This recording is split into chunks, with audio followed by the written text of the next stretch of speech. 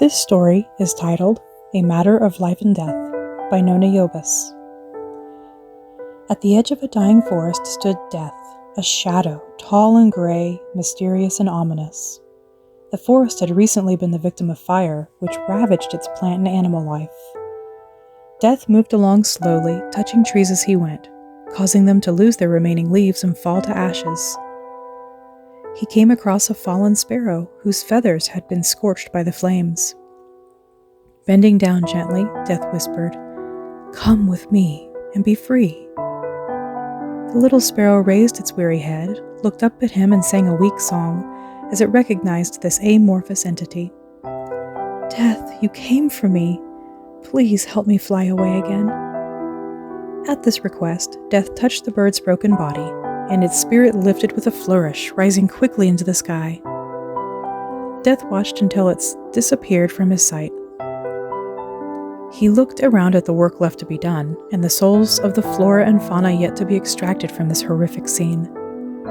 As he surveyed the damage, a glint of color skipped through his peripheral vision, causing him to turn and look out over the field which met the forest. He witnessed a living wind of vibrant energy pouring over the open area, magnificence gracing everything that she touched. "She's beautiful," Death muttered to himself as he watched life skillfully flutter across the expanse, wildflowers spreading in her wake. "She brings so much joy and soul's delight in her creation. She is the essence of happiness. I wish I could be the bearer of as much delight." Suddenly she stopped, and Death felt her gaze upon him. Unable to face the very mother of existence, he hurriedly made his way through the fallen trees and smoking stumps. He hid himself easily, blending in with the charcoal and ash. Life floated whimsically to the edge of the forest, and gingerly made her way past its threshold, sprouts of new trees budding under her form. She noticed the sparrow and said quietly to herself, "Death has been here."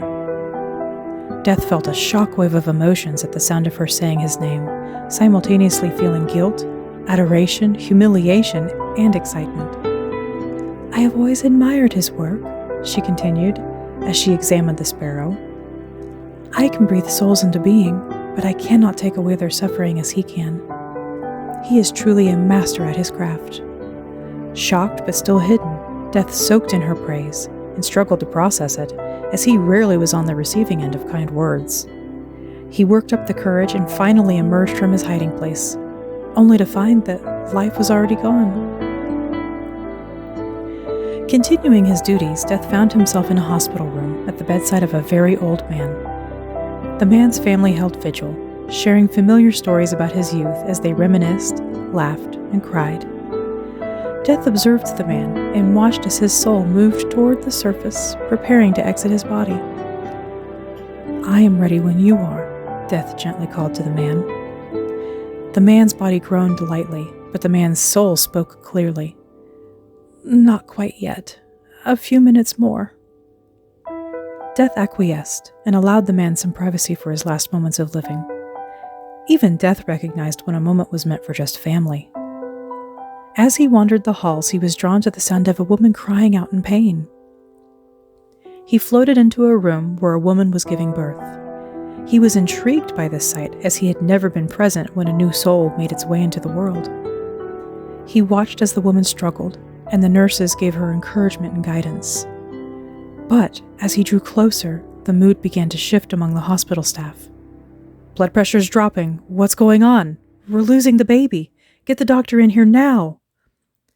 Death's heart dropped as what had been so incredible sharply morphed into something so terrifying.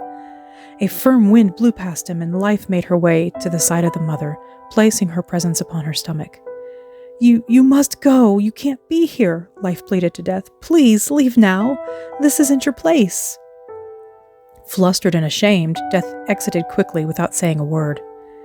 He stood outside of the room, watching as Life enveloped the mother, her colors pulsing in rhythm with the mother's heartbeat. "She's stabilizing. Vitals are returning back to normal. It's a miracle," one nurse cried out. Death floated away, the sounds of newborn life fading behind him. Life was correct. He had no place there. He returned to the room of the dying old man to complete his duties. When he returned, the old man bade him closer. "I'm ready now," he said, as his soul reached out towards death. "I'm tired of hurting. Please, let's go." Death approached the old man and touched his shoulder. The man's spirit rose out of his body and looked around at his family. He smiled at Death and began to ascend up and out of the room when he suddenly halted. His spirit fell back down into his body, and he shot a frightening glance at Death with confusion and anguish. Death looked up to see Life in the doorway. "I came to apologize," she said hesitantly. "I was too harsh on you earlier, and—" "You must go," Death begged. "This man's soul must pass on, or he will suffer. Your presence is holding him here. Please leave. You cannot be here." Life quickly backpedaled and disappeared from sight. A pang of sorrow struck Death's heart, but he focused on the man who needed his help. Once more he touched the old man, who then was freed from his body. Without hesitation he flew up and out as Death looked on, and his family wept over his body. "It's time to go," Death bade a deer that had been hit by a car. He touched its shoulder, and its soul bounded forth, leaping upward, no longer tethered to its earthly form. People cluttered the scene, tending to the family whose car struck the deer. Death carefully avoided them, painfully aware of the events at the hospital earlier that day. He meandered away, his heart heavy with grief over his lost chance at connecting with Life. He would never be able to stand blissfully in her abundance, or be a part of her wonderment. As he drifted in thought, he looked down to see 2 dandelions pushing through a crack in the pavement. A familiar voice called out from across the road. "Those flowers are my favorite," Life exclaimed with enthusiasm, "because even in their death they are adored. As their seeds alight into the air." Death's heart lifted slightly, and he soaked in her voice. "They are wondrous," he managed to force out of his mouth. You are wondrous." Life laughed, and fireflies shone brightly in the nearby trees, echoing her light. "And so are you. We are 2 sides of the same coin, you and I." They stayed in that moment, 2 forces of nature, enamored with each other's presence. Finally, Life shouted, "I admire your work." "And I yours," Death shouted back. And with that, they parted ways. Death no longer felt shame as he thought about what Life had said. He realized that just as with the dandelions, there is incredible wonder in the dance he shared with his counterpart, and his part of the dance was just as beautiful as hers.